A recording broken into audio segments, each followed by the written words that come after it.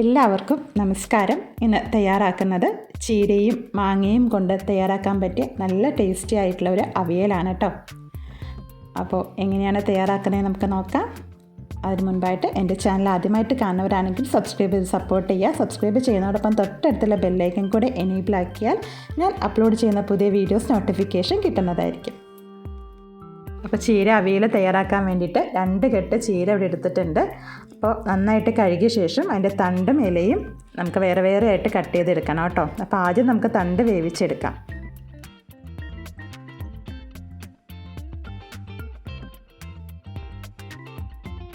നമുക്ക് ചീരയുടെ തണ്ട് വേവിച്ചെടുക്കാം. അതിനുവേണ്ടി പാത്രത്തിലേക്ക് ഇട്ട് കൊടുത്തിട്ടുണ്ട് കേട്ടോ. നമുക്ക് വേവാൻ ആവശ്യമായിട്ടുള്ള വെള്ളം കൂടി ചേർത്ത് കൊടുക്കണം. 1 കപ്പ് വെള്ളം ചേർത്ത് കൊടുക്കുന്നുണ്ട്. ചേർത്ത് കൊടുക്കുന്ന മഞ്ഞൾപ്പൊടിയാണ് 1/4 ടീസ്പൂൺ അളവിൽ മഞ്ഞൾപ്പൊടി ചേർത്ത് കൊടുത്തിട്ടുണ്ട്. 1/4 ടീസ്പൂൺ മുളക് പൊടിയും ചേർത്ത് കൊടുക്കുന്നുണ്ട്. അപ്പോൾ മുളക് പൊടി എരിവിന് വേണ്ടിയിട്ട് നമ്മൾ പച്ചമുളക് ചേർത്ത് കൊടുക്കുന്നുണ്ട് കേട്ടോ. ഒരു കളറിന് വേണ്ടി മാത്രമേ ചേർക്കുന്നുള്ളൂ. ആവശ്യത്തിനുള്ള ഉപ്പും ചേർത്ത് കൊടുക്കാം. നല്ലപോലെ ഒന്ന് മിക്സാക്കിയ ശേഷം നമുക്ക് വേവിച്ചെടുക്കാം.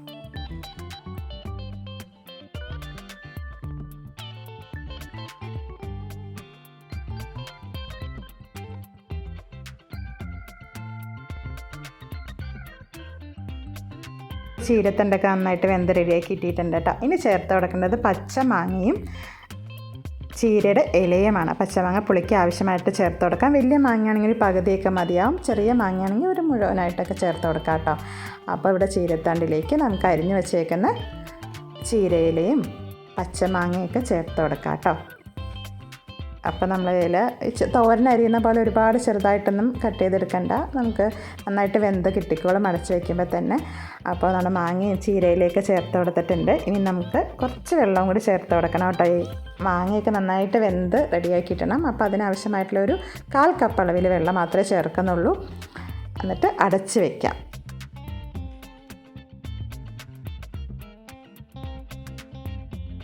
മിനിറ്റ് കഴിയുമ്പോഴേക്കും നമ്മുടെ ഇലയൊക്കെ നന്നായിട്ട് ചുങ്ങി റെഡിയായി കിട്ടും. അപ്പോൾ നമുക്ക് നോക്കാം. നമ്മുടെ ഇലയൊക്കെ നന്നായിട്ട് ഇവിടെ ചുങ്ങി വന്നിട്ടുണ്ട് കേട്ടോ. നന്നായിട്ട് മിക്സാക്കി കൊടുക്കാം.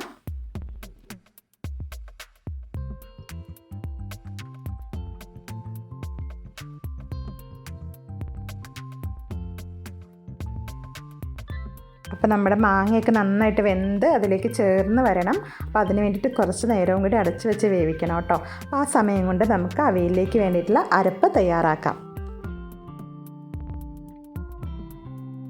ഇതിന് വേണ്ടിയിട്ടുള്ള തേങ്ങ 1 കപ്പ് എടുത്തിട്ടുണ്ട്. ജീരകം 1/4 ടീസ്പൂൺ, ഒരു 6 ചെറിയുള്ളി എടുത്തിട്ടുണ്ട്, 4 പച്ചമുളക്. അപ്പോൾ ഇതെല്ലാം നമുക്ക് നല്ലപോലെ ഒന്ന് ചതച്ചെടുക്കാം. അരയ്ക്കണ്ട, ഒന്ന് ചതച്ചെടുക്കാം. അവിയലിൻ്റെ പാകത്തിന് രീതിയിൽ നമുക്ക് ചതച്ചെടുത്തിട്ട് വരാം.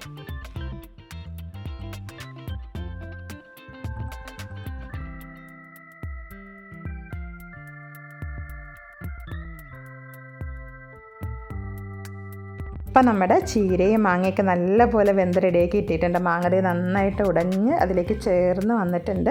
ഉപ്പ് കുറവുണ്ടെങ്കിൽ ഈ സമയത്ത് കുറച്ച് ഉപ്പ് ചേർത്ത് കൊടുക്കാം. എന്നിട്ടൊന്ന് മിക്സാക്കി എടുക്കാം. അതിനുശേഷം നമ്മുടെ തേങ്ങയുടെ അരപ്പ് കൂടി ഇതിലേക്ക് ചേർത്ത് കൊടുക്കാം.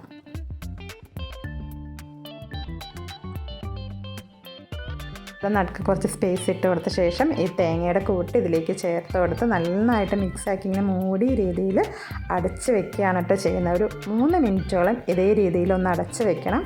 ഒരുപാട് നേരം ഇട്ടൊന്നും കുക്ക് ചെയ്യേണ്ട. ആ തേങ്ങയുടെ ഒരു പച്ച ചുവ പോകുന്ന വരെ 2-3 മിനിറ്റ് മാത്രം ഇതേപോലെ ഒന്ന് അടച്ച് വെച്ച് നമുക്ക് വേവിച്ചെടുക്കാം.